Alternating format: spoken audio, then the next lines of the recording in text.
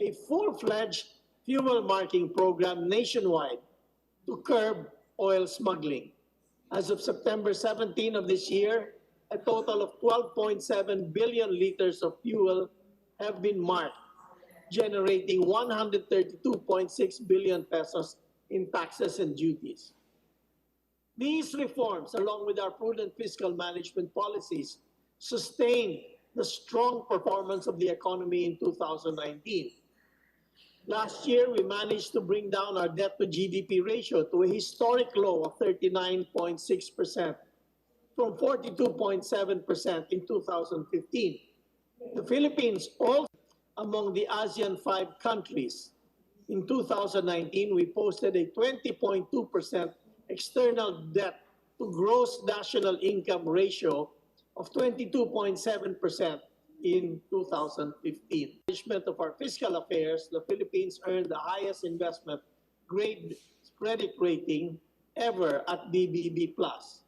The tight spreads of our offshore bonds are confidence in the way the Duterte administration has soundly managed the country's fiscal program.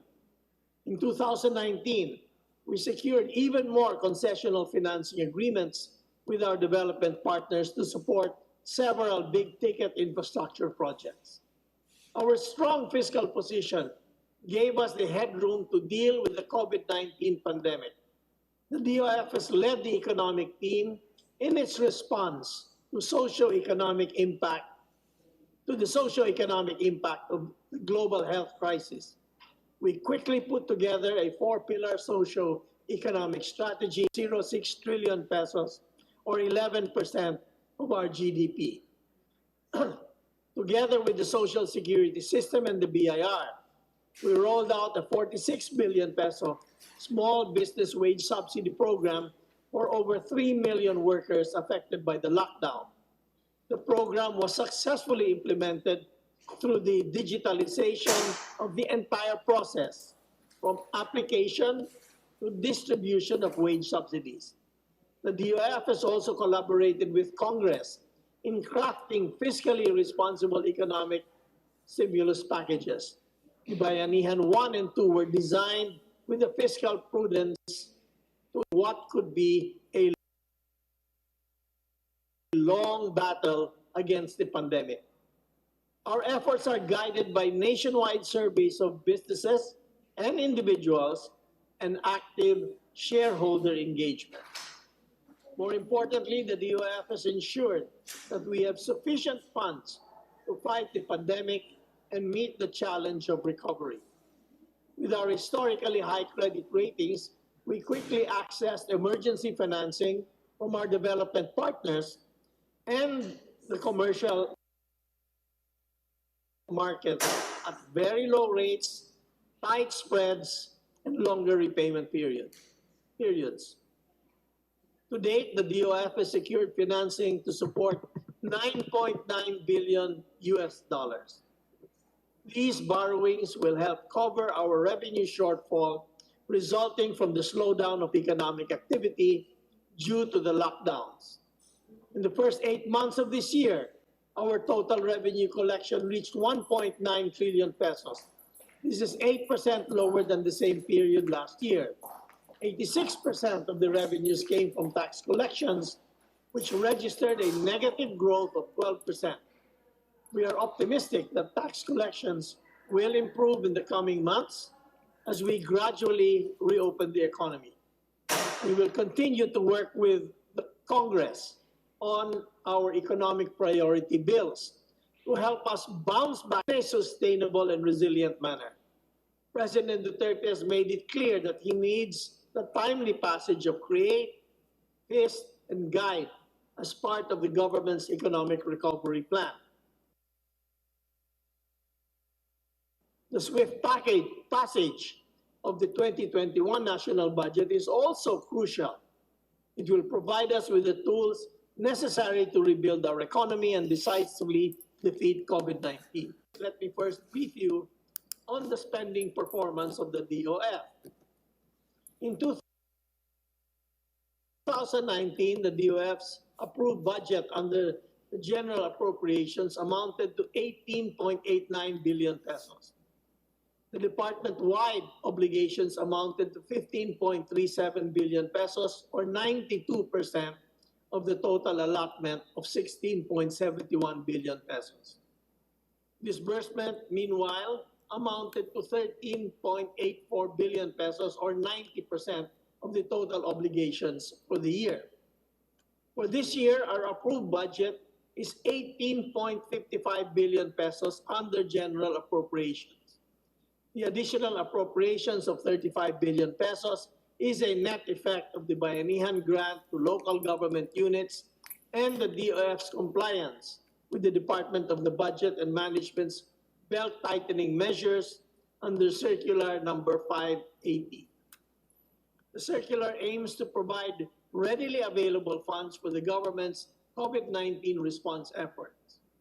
As of the end of June of this year, the department-wide obligations amounted to 43.52 billion pesos or 84% of the total allotment of 51.54 billion pesos. Disbursements, meanwhile, amounted to 41.86 billion pesos or 96% of the total obligations for the year, proposed 2021 budget. The department's proposed budget for next year totals 18.28 billion pesos.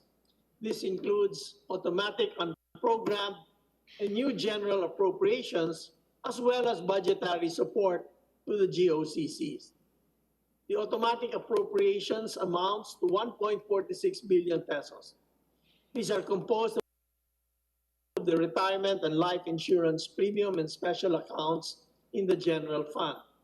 The unprogrammed appropriations amounting to 210 million pesos is for the refund of the service development fee for the government's Nampidai property in Japan.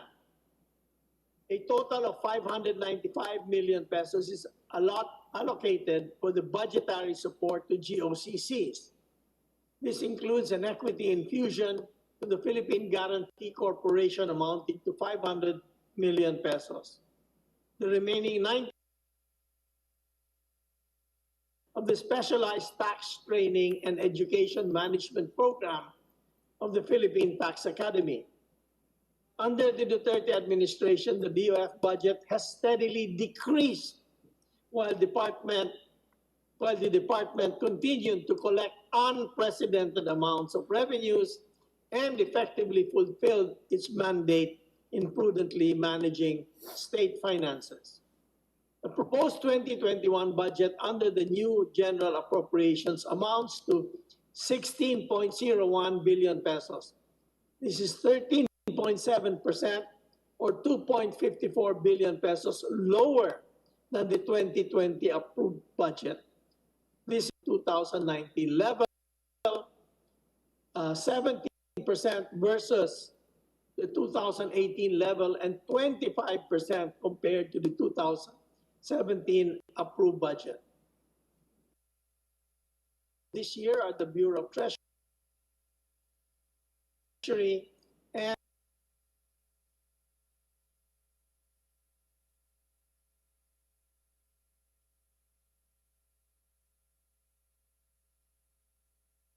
the Insurance Commission. The BIR, meanwhile, will have the biggest budget increase, and it continues to have the largest budget allocation among DOF-attached agencies. I will now proceed to a more detailed presentation per agency. We have allocated 9.93 billion pesos for the BIR next year to further improve its tax administration and enforcement capabilities and digital infrastructure. The proposed budget is 16.6% more than the 2020 level. The 18% rise in personal services is due to an increase in filled-up positions from 11,529 in 2020 to 12,449 in 2021. Meanwhile, the 23% growth in MOOE, or maintenance and other operating expenses, is credited to the sustainability of BIR's information and communications technology programs. The Bureau of Customs will have the second highest increase in the proposed budget with an allocation of 2.58 billion pesos. This is 5% higher than the 2020 approved budget. The 4% growth in personnel services is due to additional filled-up positions for 2,700 from 2,733 in 2020 to 2,892 in 2021. The 29% increase in MOOE reflects the 187.6 million peso requirement for office productivity as recommended by the Medium-Term Information and Communications Technology, our Harmonization Initiative. The Bureau of Treasury, meanwhile, has an allocation of 2.16 billion pesos. This is 55% lower than the 2020 budget. The proposed budget reflects a 3% decrease in personnel services due to the retirement of some employees. Thus, the number of filled-up positions was reduced from 676 in 2020 to 638 in 2021. The 78% drop in MOOE is due to the non-provision of government assets insurance amounting to 1.9 billion pesos. The said allocation was already provided for in the 2020 budget. Meanwhile, the 61% drop in capital outlays is mainly due to the reduced requirement for International Commitment Fund investment. The proposed budget of the Office of the Secretary is 832.64 million pesos.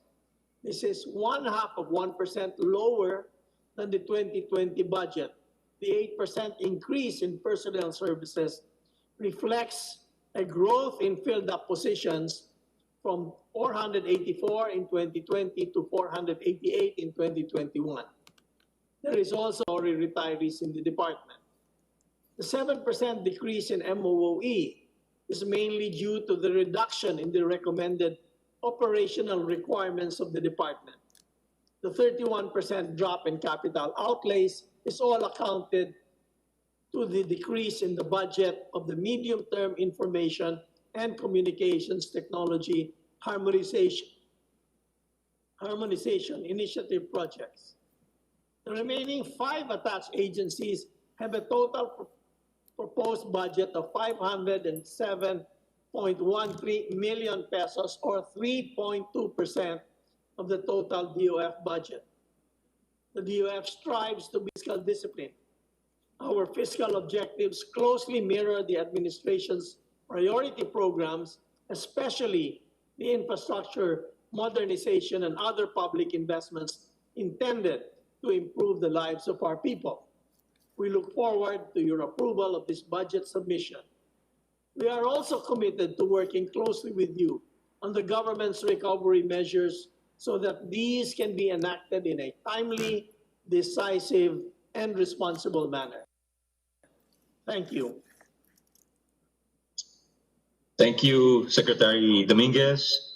Now, before we turn it over to our colleagues for their questions, again, each one has 10 minutes, excluding the time for the answer. We'd like to ask the Secretary or anyone on his team if they are supportive of this bill in the House to extend the estate tax amnesty. And if they are, would it be prudent to include the the delinquencies portion of the amnesty bill?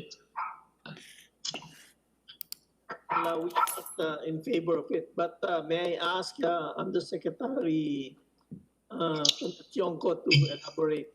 She is right here. Okay. Yeah, Yusek Tionco, please.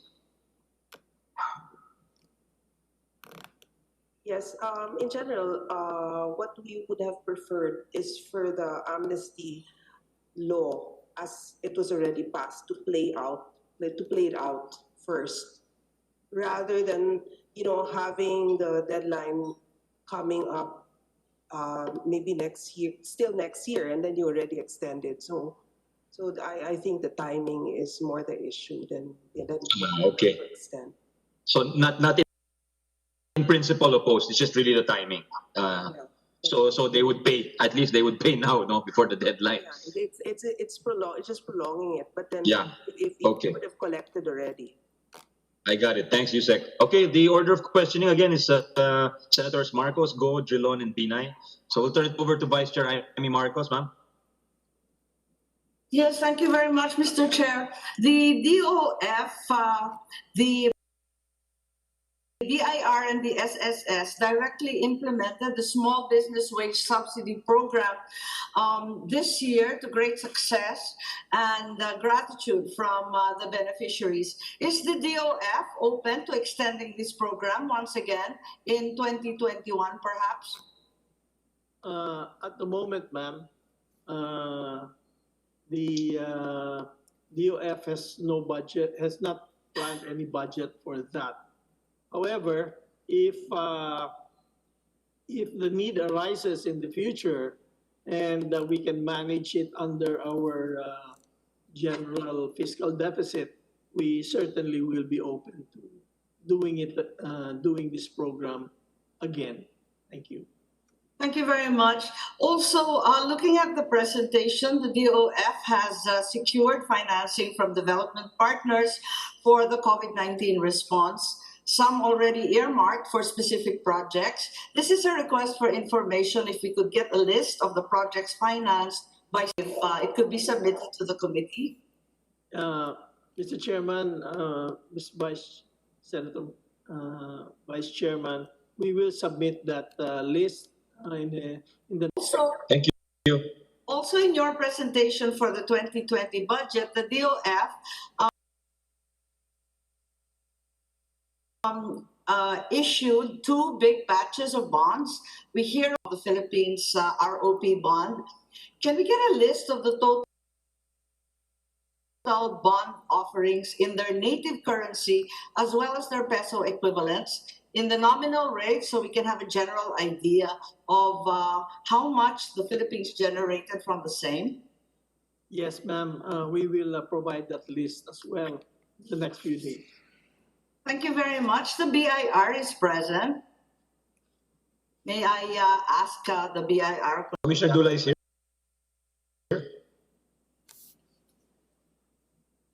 Naimbang nabigat ako.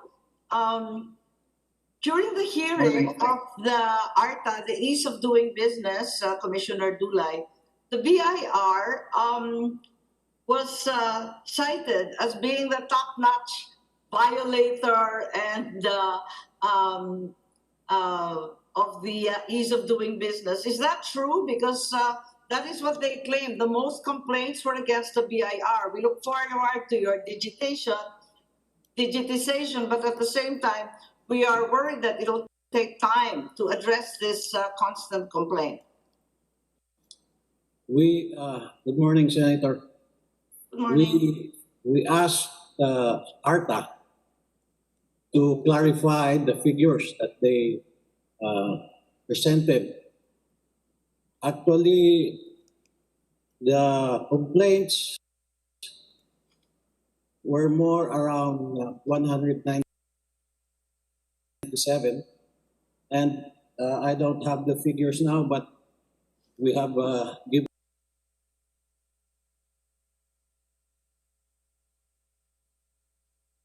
a report to the Secretary of Finance, and they admitted that a lot of those were not referred to BIR because ARTA had no jurisdiction on those complaints. I have some figures here. The complaints referred to BIR, it's 167. It was endorsed, 37 of which were endorsed, and we sent notice to explain 5 and acknowledged 719. That is from ARTA. So the actual figure is the status of complaints, active 31. The agency has resolved 187 and 719 of which were not sent to the agency for action. That's the total of 937 reported by ARTA. We heard the Secretary mention the digitization of the process, and we look forward to its enforcement and use. When do you think we'll be seeing changes in the entire system? Matagal pa ba to? It is an ongoing process, Madam. In fact, the Secretary has given instructions way back in 2019 to embark in a digital transformation program for the Bureau. When do you see it complete? When do you see it completed? If it was started in 2019? Where it's over a period of time, we hope to complete by 2030 or something. Ang tagal naman po, digitization. Kasi marami pong kanyan, marami po tayong aspects of the program. Some we can achieve it by 2022 or even next year. In fact, some we have implemented already, and these are ongoing programs in cooperation with USAID, with other financing companies like Asian Development Bank. And Mr. Chair? Yes, Mr. Commissioner and Mr. Chair, may we request an executive brief on the digitization process, because the timeline of 2030 is quite alarming given the number of complaints and issues surrounding the BIR. Thank you po. If you could just submit kahit konti lang, kasi nakaka-nervous, baka naman may deliverables tayo before 2030 para matuwa naman yung taong bayan sa BIR. BLGF po, nandyan ba? May I make a statement first about the complaints? Yes. First of all, it's not strange that people will complain about the BIR. Of course. The BIR's essential function is to collect taxes. Siyempre. So, people, I think, are very hesitant to part with their money. And BIR sometimes has to...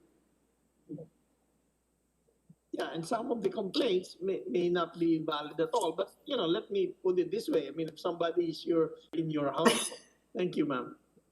Thank you. Siyempre, kanya-kanyang papel sa buhay yan. At ang tanging papel ng BIR, kontrabida. So, eto nga. So, yung BLGF, nandyan po. Good morning, Mr. Chair. Good morning, Yes. Madam. The budget of BLGF, sapat na ba ito para ma-implement yung local government reform project na inaasam-asam ng ating mga LGU? How can the Senate assist the BLGF to improve the revenue-raising capacity of LGUs? Yun lang yung tanong namin, kasi yung BLGF parating bone of contention yan sa mga LGU. At mukhang walang masyadong pagbabago sa budget ninyo eh. Madam Secretary, Mr. Chair, good morning po. The budget for the BLGF has actually increased with the 82 million counterpart for a project under the local governance reform program. It is going to be implemented, Madam Chair, for 4 years. So this 82 million is only for year 1 for 2021, and subsequently in 2022 up to 2024, there are other budgetary support under the LGRP. We are also being supported, Madam Chair, by the Asian Development Bank in a number of reforms to support our local government units in their revenue generation and resource mobilization program. Yes, thank you. If we could get some information, Mr. Chair, and I think I have a request for information also for Phil Guarantee. If there's a representative, Apo Chair. Is there someone from Phil Guarantee? Simply to request a report, a briefer on the status of the Bayanihan funds extended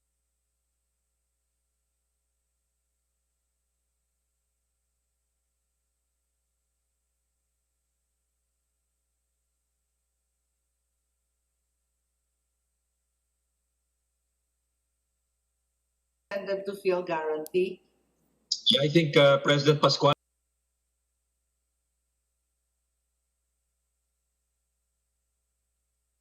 is here with us. President Okay. Pascual, their cameras when they are speaking. That is the request of some of our colleagues. So we would know who we are addressing. Could you turn on your cameras, please, when you are answering a question from our member, please? Comsec, please remind our resource persons. We've mentioned that several times in the past. President Pascual. Yes, I'm trying to connect to show my video, but I think there's a technical problem.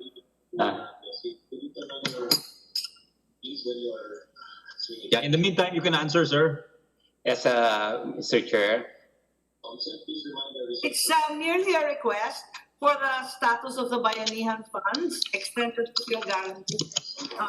Ano po ang nangyari sa Bayanihan 1 and well, parating na lang yung Bayanihan 2. Ma'am, as of now, we haven't received the 5 billion yet of the that was allocated to bill guarantee.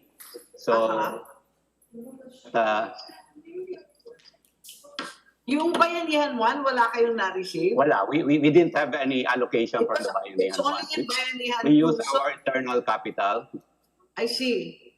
I see. So sa Bayanihan 2, nothing received yet. Yeah. Yes, ma'am. Thank you for that clarification. And one last final query from SEC, please.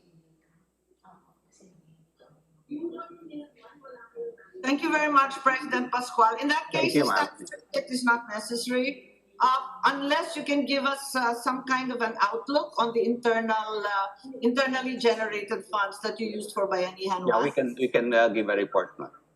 Thank you very much. And Mr. Chair, if that could be requested. Yung SEC, nandito po ba? Certainly. I think I saw the name of SEC Commissioner or Chairperson Aquino on the list also. But I don't see his name here. Comsec, andito ba si SEC Chair Aquino? Wala pa, sir. Wala pa po, sir. But he's Anybody listed from in the the list. Sorry. Nandito siya sa listahan nyo na pinadala nyo sa amin.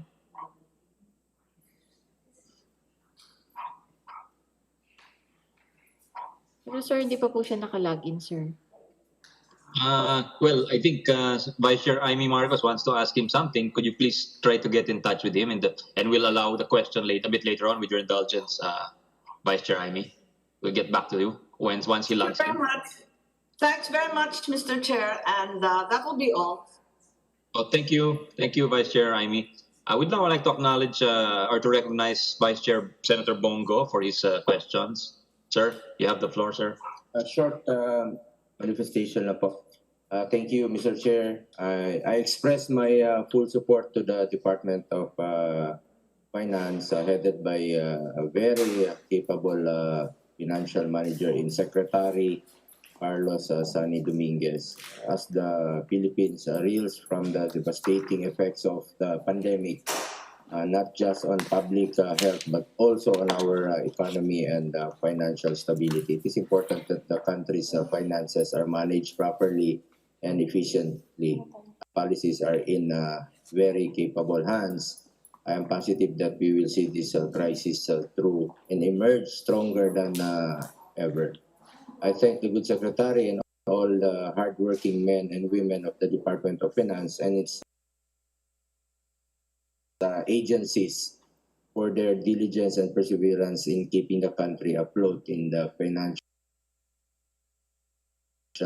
sense. Let us work together to strive for the betterment of our beloved country. However, let me also reiterate a warning to the corrupt in the BOC and the BIR. Your days are numbered. The public will exact accountability and you will have your day of reckoning. Alam ko pong hindi papayag Commissioner Guerrero na may mga corrupt na lulusot dyan sa inyong mga ahensya. And of course, si Secretary Sani Dominguez. Galit rin yan sa mga corrupt. We will not let you tarnish the laudable efforts of the good people in your agencies. Sa mga corrupt, ingat kayo. Thank you, Mr. Chair. Thank you very much, Vice Chair Senator Bongo, and we share the sentiments of regarding the many achievements of the DOF and the other agencies. Now we'll give the floor to the Minority Leader, Senator Frank Drilon. Thank you very much, Mr. Chairman. And first of all, let me extend my congratulations to the Secretary for managing our country's finances well in the face of all of these challenges that we face today because of COVID-19. So having said that, Mr. Chairman, may we know from the Secretary how much was the originally projected tax revenue for this year before the COVID? At the start of the year, how much was it? How much was tax revenue set by the DBCC, just for the record? First of all, Mr. Chairman, Senator Gotheng and Senator Drilon, thank you very much for your appreciation of the work of the team of the DOF and the economic managers. Certainly all the heavy lifting in such agencies, assistant secretaries. Thank you. I'm getting the exact amount, Senator Drilon, but let me tell you, we are around 25% below the original target. May I have the number? The original target of the DBCC was revenues of wait,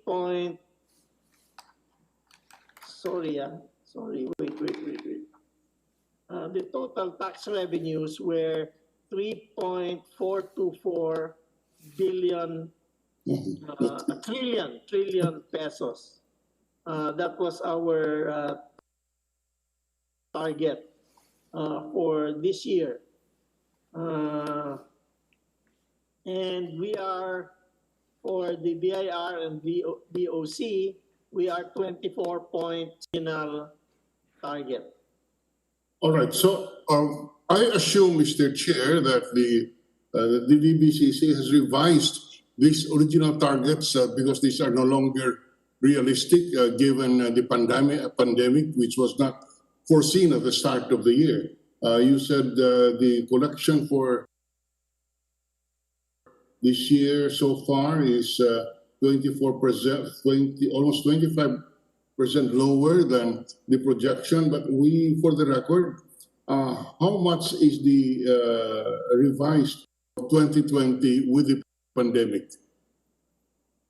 Tax revenue was revised. The latest revision was done on July 23rd, and we are above that estimate as of the end of August 31st. We are above it by 8%. Yes, all right. We do appreciate that, but how much is the revised tax revenue due to the pandemic? Sorry? For the year, the revised tax revenue is, for this year, the revised tax revenue is around 2.2 trillion pesos.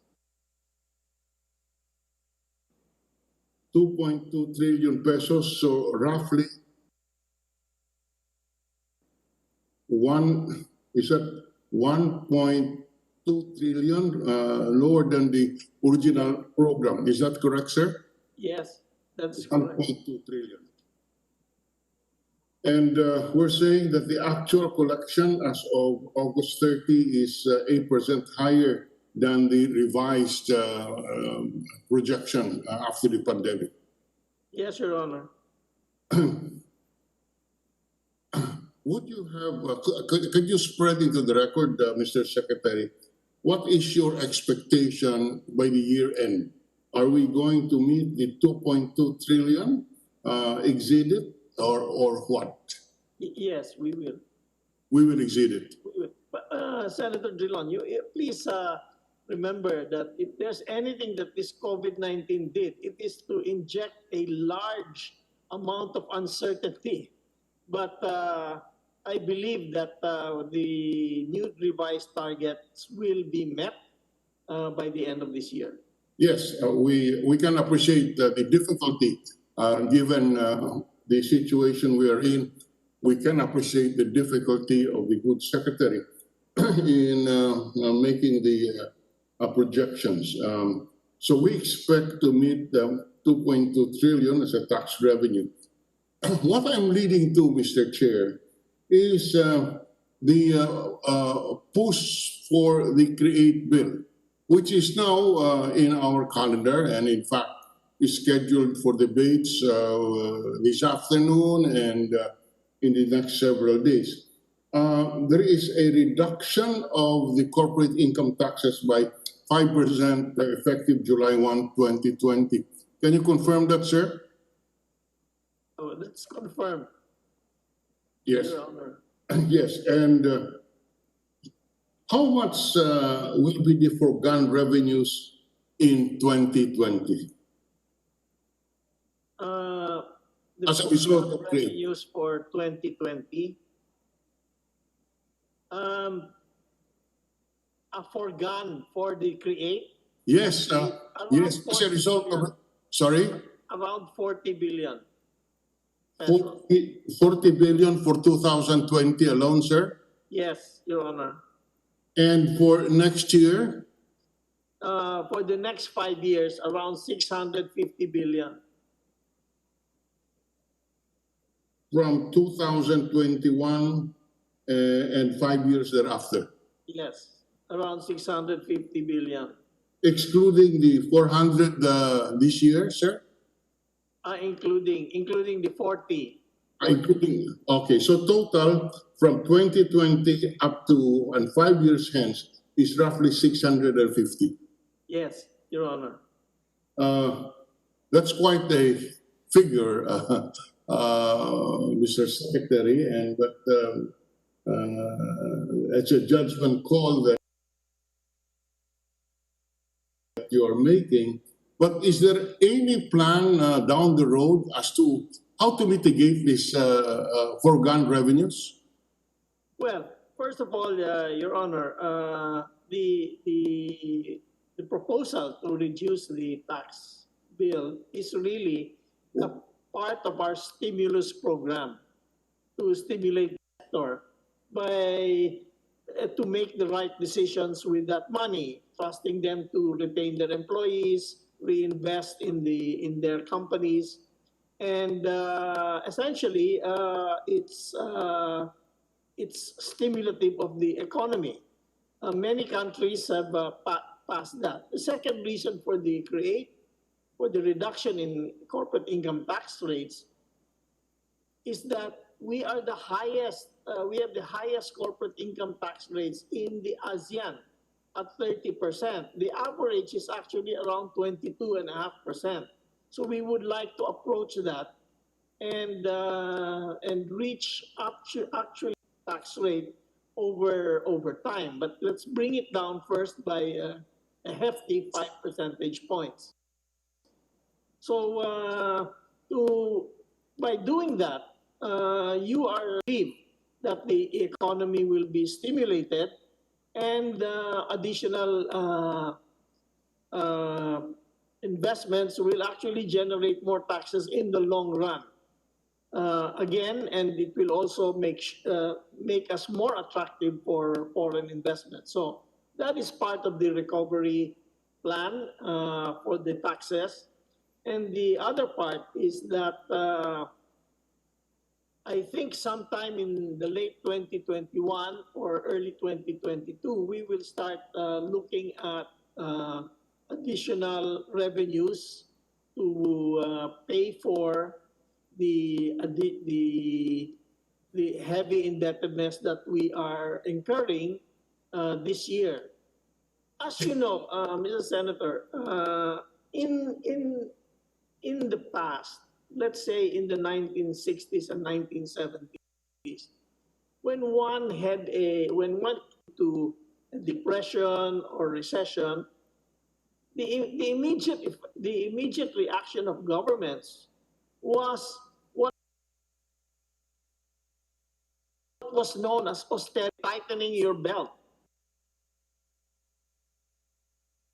However, we have chosen not to do that because we believe that tightening your belt will actually make the situation worse. So we have said that we will continue our budget spending as a part of stimulating the economy, and use our good credit rating to fund that essentially that stimulus. So by keeping the budgets in a normal situation, in normal spending, actually is a stick rather than contraction. So we are effectively uh, counter counter spending or the effects of the economy. Thank you very much, Mr. Secretary. I hope you do not mistake me as opposing the great. No, of course not. We support the reduction of the corporate income tax because indeed, as you correctly said, we have the highest in ASEAN at 30%, but I suppose that was necessitated by the difficulty in our revenue stream in the previous years. And therefore we got to that level. But we, are, we have expressed little confidence in our being able to recover. And as you have mentioned, this is part of the stimulus program. We noticed, however, in yesterday's hearing on the DSWD, the Secretary of DSWD said they have not spent 10 billion out of what was given to them. And this is certainly contrary to your policy, to which I agree with, that to stimulate the economy, we must spend money, particularly government, as long, within the bounds that we have set. But we to have appropriated so much in Bayanihan I and release the amounts to the DSWD, and yet this is not actually disbursed. And it's a running your stated policy is not being implemented properly, and I'm afraid that if this practice will go on of not spending the amount released, not appropriated, released to the agency. I'm afraid that your policy of budget spending will not bear the fruit that you are looking at. Thank you for that. I was quite surprised myself, Your Honor, and we'll certainly take it up with the Budget Secretary and the DBCC. Because, under these circumstances, I will emphasize to them that we cannot save our way to prosperity. We have to spend our way to prosperity. In fact, Mr. Chair, just as a comment, there is a great debate going on where we should have the emphasis on the demand or on the supply side, and that is a matter which the Finance Secretary, I assume, is very conscious of. But even if, but certainly, even if there is a tilt in favor of the supply side, when you do not release 10 billion, that makes the demand side worse. Would you agree, Mr. Secretary? Absolutely, Your Honor. And that's why we will take it up right away with the DBCC on what's holding up this spending. Well, since you brought up the issue of the supply and demand side, this COVID crisis actually hit both sides. It dropped people's incomes and they cannot spend. It also reduced the supplies. Like for instance, in transportation, for social distancing, you have less supply of transportation. With more social distancing, you have less seats in restaurants. Difficult problem. And the real solution, I think, is to give people the confidence that things will be better, and that the dangers of getting infection are low, and that the chances of recovery are very high so that they will begin spending. In fact, there was an article today in Bloomberg that said in Indonesia they demand because people much rather save whatever money they have rather than spend it because of uncertainties of their future income flows. So it's now really a psychological, Your Honor. Yes, I fully agree with the Secretary that confidence is the key. If the people see that if the immediate future is clouded, I can assure you, no matter what you do, people will not regulate the economy. But again, I keep on going back because I really could not understand. You know, we need confidence, and yet if you do not get the money to the consumer, you whatever little confidence is left will be lessened because kung wala silang pera, wala naman kahit by tiwala, you know, if they have no money in their pockets because we did not release 10 billion, then, you know, you cannot build the confidence. But I agree with you, Mr. Secretary. Confidence is key, and I keep on repeat, and I have emphasized it. Unfortunately, in our view, and you may not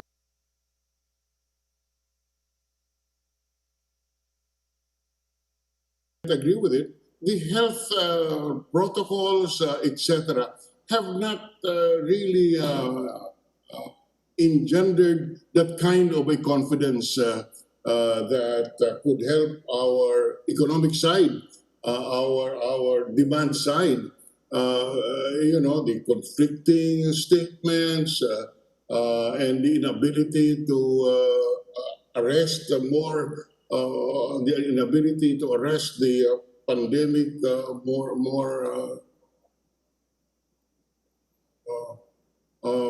clearly. And when we compare ourselves to our neighboring countries, particularly Vietnam and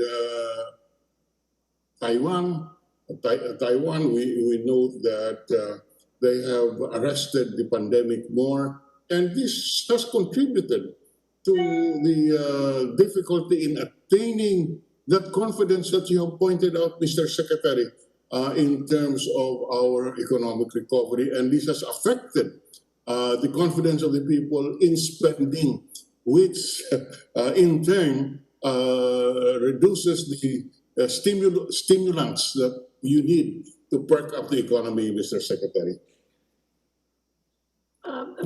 Sorry, Mr. Senator, let me just add some information. You know, when you're talking of 10 billion pesos, of course, that's a very large amount. But as a percentage of the total amount that had been released, I would say the total amount the SWD released was around 200 billion pesos. So 10% is 5% of that.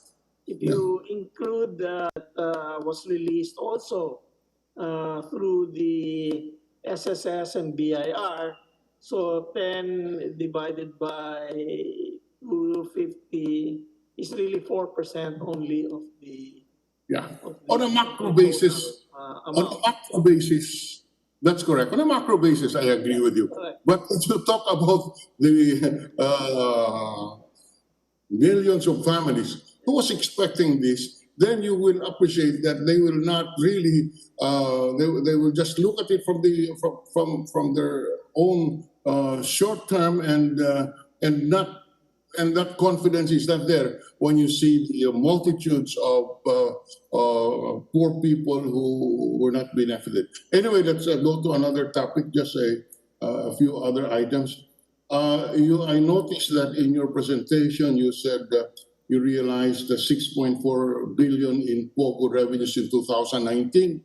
As you are aware, in Bayanihan II, Mr. Secretary, in an effort in generating more revenues, we have revised the basis of the franchise fee from 5% of net winnings to 5% of gross bets. because of the cheating that has happened in the system of net winnings. So may we know by how much would you expect the increase if you can effectively administer the new system that we incorporated in Bayanihan II? We are at the moment making the estimate. But let me just point out, Your Honor, that last night I got a call from one of the owners of a building in Makati who is saying that his POGO and service provider clients have started canceling their lease contract for lack of business. I think the Chinese government is clamping down on money transfers as well operators, because I think the Chinese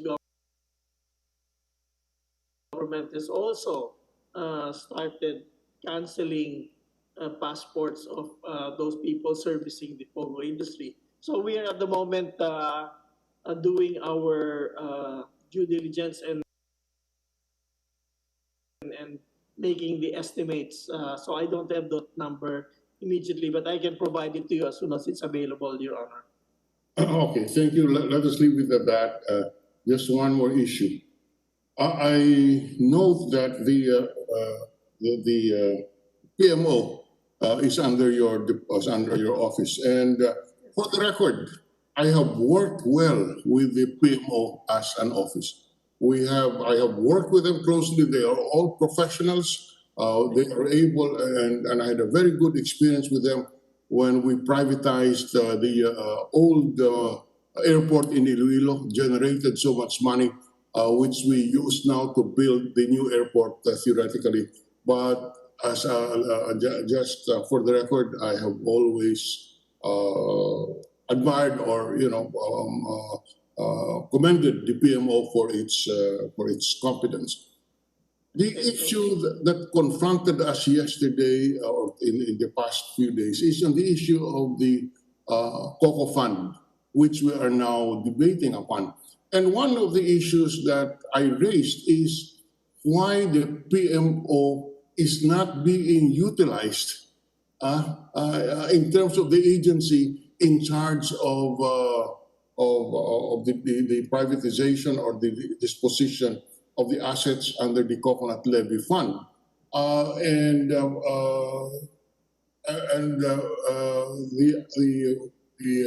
The sponsor, Senator Villar, considered it a bit, but nevertheless included the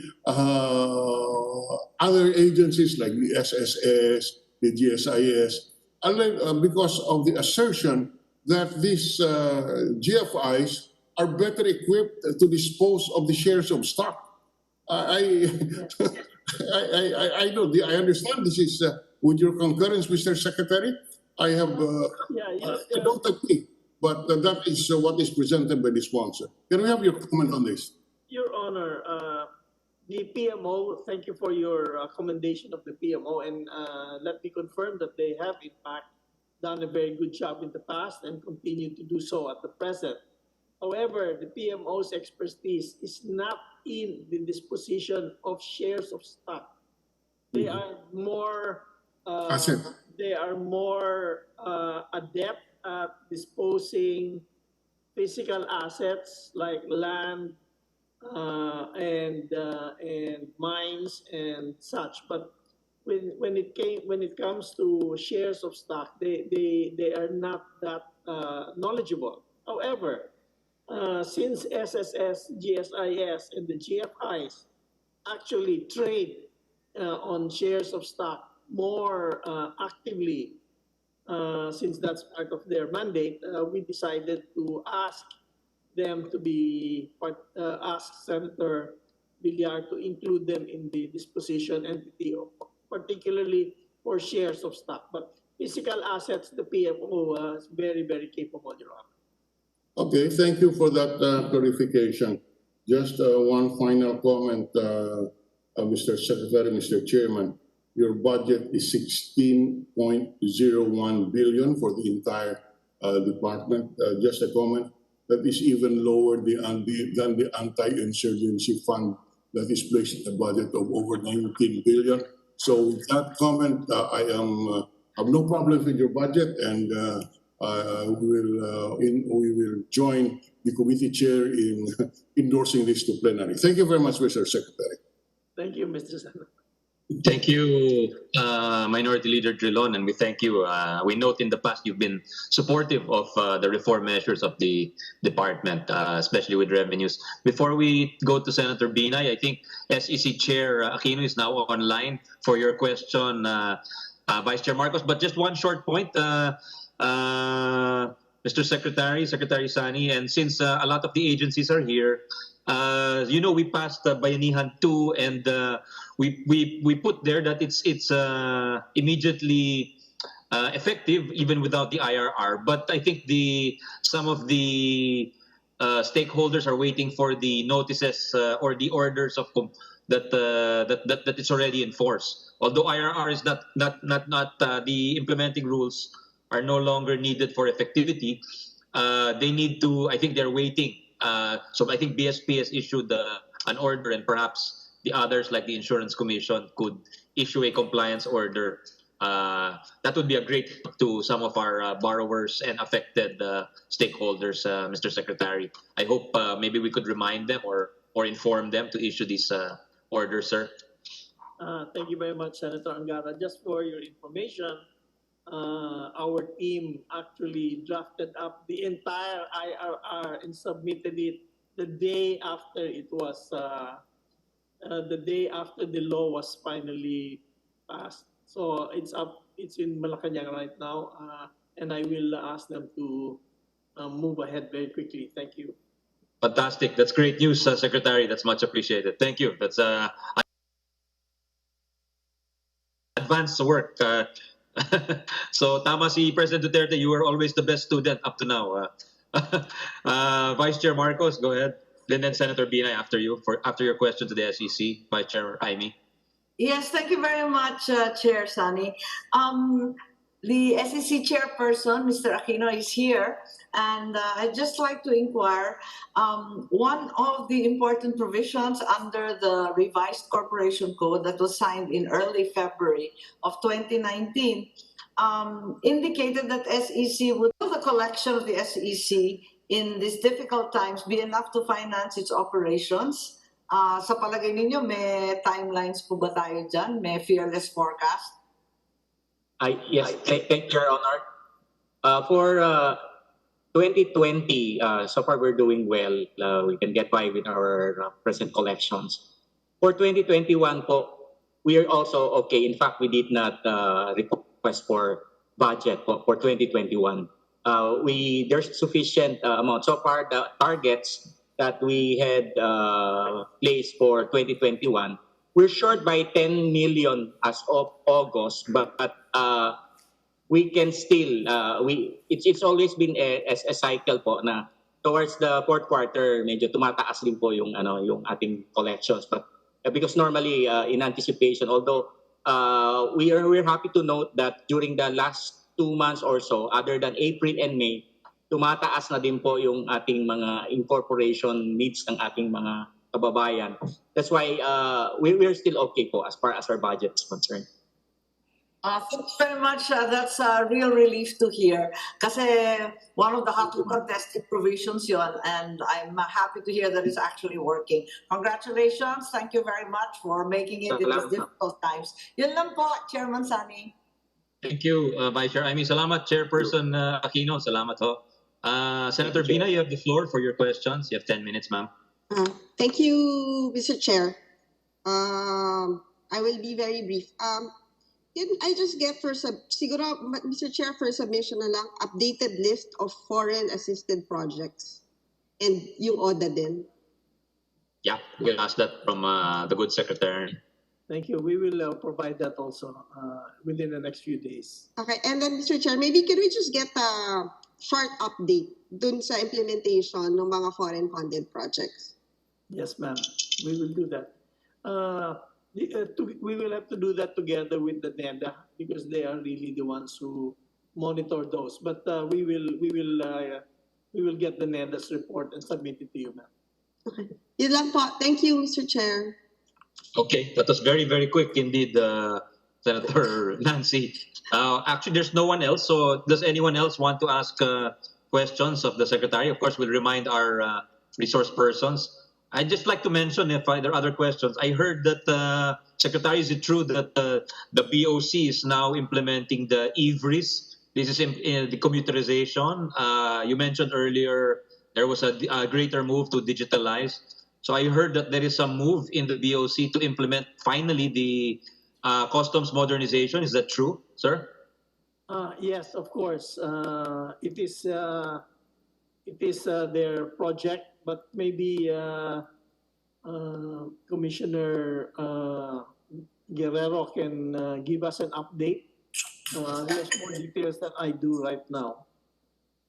Yeah, because that would be a great step, no, to minimize human intervention and, of course, possible graft and corruption. Commissioner Guerrero, good morning, sir. Would you like to give us any updates on that? Yes, sir. Good morning, Mr. Chair. Good morning, Senators.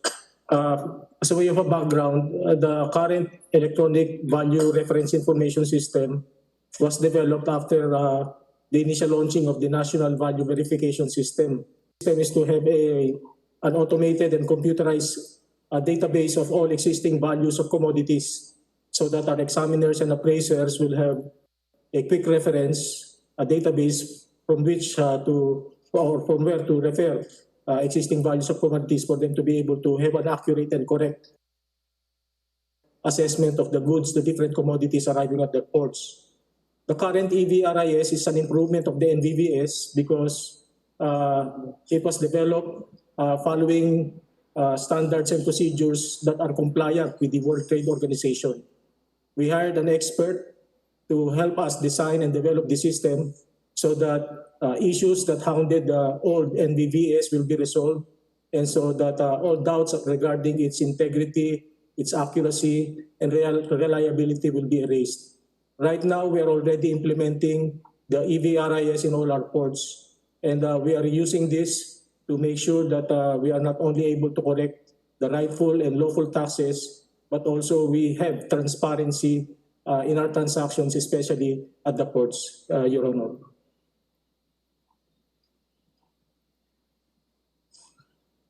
Okay. Mr. Chair.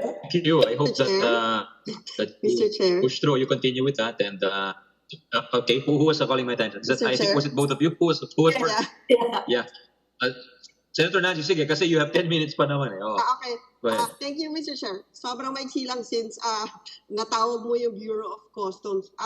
During I think this last weekend, nagkalat po sa Facebook itong mga isang katutak na I'm just wondering kung namamonitor ba ito ng BOC and if they paid the right taxes for all those supercars. Yun lang, Mr. Chair. Commissioner Guerrero, you care to say anything about that, the supercars? Yes, Mr. Chair. Yes, Madam Senator. Let me just assure our senators that all of these importations of cars are being properly monitored and that the lawful and rightful taxes are collected on them. Yung audio ni Commissioner, your audio is checking. Commissioner, could you repeat your statement, sir?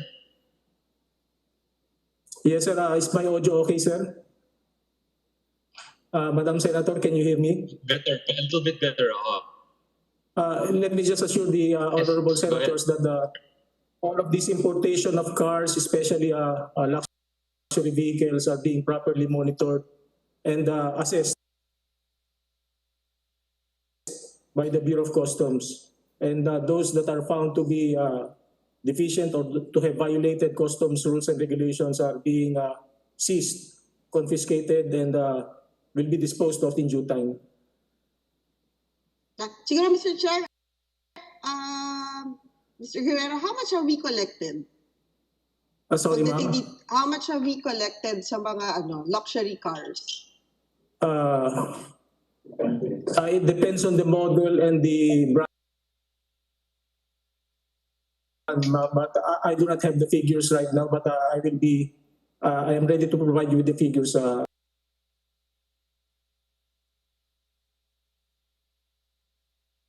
soon as possible. Sige po, Mr. Chair, for submission na lang. Yes, ma'am. Thank you. Yeah, please submit along with the other information requested by Senator Binay. Thank you, Commissioner. Vice Chair Marcos, I think you wanted to ask something. Yes. Vice Chair Ivy? Yes, thank Yeah, you go very ahead. much, Yeah, Chair Sani. To our Customs Commissioner, unang-una, mukhang nawala yata si Customs Commissioner. Andiyan pa kayo? Yeah, I think he's still online. He's still online. General Jagger, Commissioner? andiyan pa kayo? Commissioner Ray, yeah? Yes, May sir. tanong po sa inyo si Senator Marcos. Ayan. Okay, so Commissioner Jagger, bago ang lahat, gusto kong magpasalamat sa quick response ninyo sa aking suggestion na yung mga impounded laptops, cell phones, and other electronic equipment be distributed to the kids during these difficult times of the pandemic and the new remote learning system. Kailan po natin ma-i-inventaryo lahat yan? We have already completed yung inventory, ma'am, and let me just correct the impression that there are 30 tons of gadgets that are for donation. Yung 30 Tama tons kasi na-report yun noong Agosto eh. Yes, ma'am. The 30 tons was the report based on data last year and the previous years. For this year, ma'am, when we conducted our inventory, Yeah, we can hear you, Commissioner. Go ahead. for this year, we conducted an inventory of all these gadgets, and there were gadgets reported in the ports of Naiya and Clark. And right now, we're just processing the deeds of donation so that this can be donated to the proper agency. Of course, subject to clearances provided by the regulatory agencies that cover these gadgets, ma'am. Aside from gadgets, we will also be donating other school supplies to the DepEd and to the other agencies, ma'am.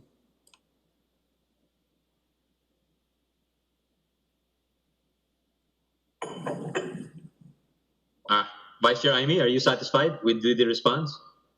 It's a very good suggestion on your part. We commend you for that. Vice Chair Amy? Yes, thank you very much. Maganda kasi mag-shopping dyan sa customs eh. Kung minsan kung ano-ano pa hahanap eh. Dati nakadali kami ng mga delivery. So baka tignan ninyo yung mga bodega dyan ng impounded goods. Makadali lahat ng tao. Maraming salamat po. And thank you very much, Senator Jagger. Yeah, Mr. Chair, Thank you. can I just respond to that, sir?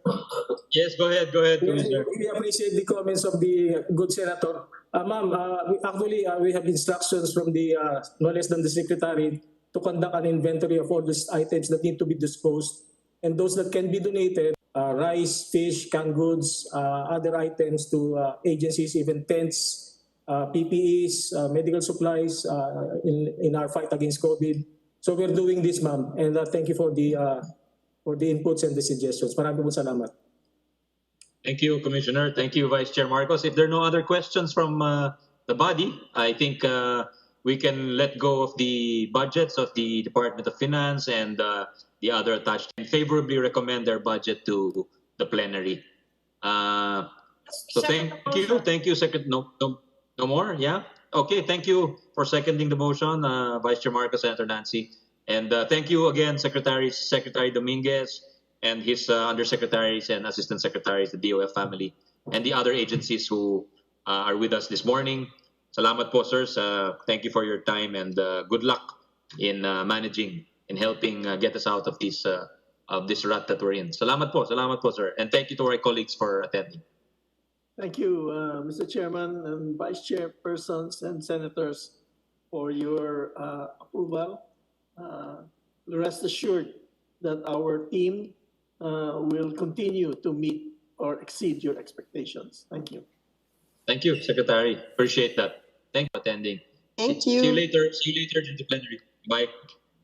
Thank you, Comsec. Thank you. Thank you, guys. Thank you to all our resource persons. You have a good day, sir. Sir, ma'am, ladies and gentlemen. We suspend the meeting now. Thank you.